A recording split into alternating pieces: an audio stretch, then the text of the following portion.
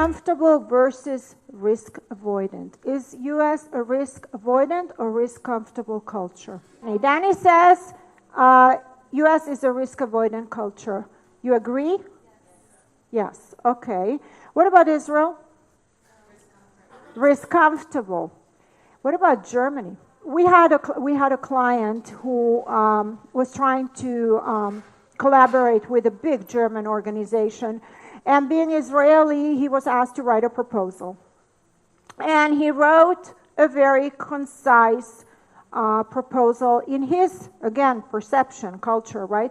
He wrote a very concise, all the major details of what needed to be in that proposal in order for the Germans to make a decision and move forward were there. It was 2 pages long. The Germans hysterically asked for a Skype conference right away.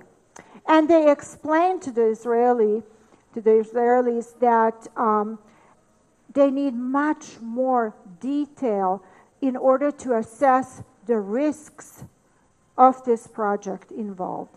Back to the office, the Israeli writes a second proposal. He adds a lot more detail, background information, and he sends it on. This time it was 15 pages. Another Skype call follows.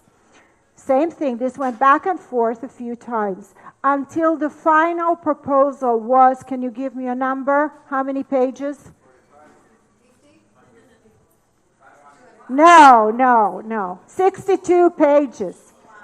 At that point, the Germans said that they feel confident enough that they have evaluated the risk factor and they can now go ahead with the proposal. And are we comfortable as a culture to take risks when we don't have the entire picture, when we don't have all the milestones in place, when we don't have solutions to possible future problems that might happen? Are we ready to launch at 80%? And within that in mind, number 6, linear versus circular. That's exactly, I refer back to my German example. The Germans needed a lot of information. They needed all the background information. They need whatever was in that 62 pages that satisfied them. That's called circular. As opposed to the Israeli culture, he sent 2 pages and that was enough. If he would have done business with another Israeli organization, it would have probably been enough. That's linear. What that means is bottom line. Somebody said that before. Bottom line first. What do you think? Beer before or after signing the contract? After. Maybe. Israel. During. And it isn't just beer, right?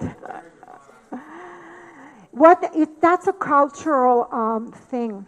Do I need to build a relationship with you in order to do business with you? Or can I just address business at hand, we sign the contract, and maybe we'll go out for a beer if I want to get to know you? It's not a must. By the way, in the U.S., we might go out for a beer, but we might not. We might just shake hands and we each might go our own way. So the U.S. is a very task-oriented culture. Get down to business, rules before relationship. Everything gets done when the process is in place. Relationship-oriented cultures, all of Asian countries, South American countries, some of the East Bloc countries are very relationship-oriented. You will not be able to move on to the business at hand if you haven't established a relationship with your Asian colleagues, because relationship equals trust. And just like with Mickey's story about the Singaporeans, the minute he did his sales pitch that insulted the CEO, the trust was lost. Okay, it didn't matter that the product was something that the Singaporean company wanted. It became irrelevant because they weren't doing business with the organization. They were doing business with the person. So relationship building in those cultures is a must. And communication is defined by explicit communication and implicit communication. Explicit communication means yes is a yes, no is a no, and if you say maybe, I understand that there's a chance that we might close this business deal. Meaning, language is on the surface. I mean what I say, you understand what it is that I'm saying, I expect you to do the same. I understand exactly the words that you are saying.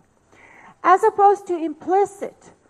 Yes might be a yes, it might be a no, and it might be a maybe. Meaning is below the surface. The context is in nonverbal communication. It's in circular kind of communication. And if I don't understand that, then I don't understand my Asian colleagues at all.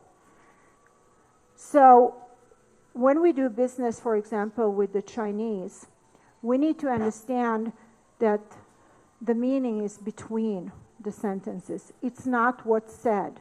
Because if we go by what's said, we're going to encounter yes might mean yes or might mean no. In Indian culture, for example, when somebody tells you yes, it's not an agreement. It's just, yes, I hear you. Yes, I'm listening to you. Yes, this is the beginning of a long negotiation process.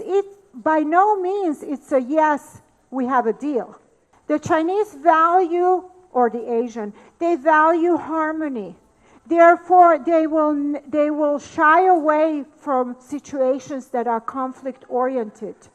The saving face and losing face is very important in a communication style in the Asian cultures.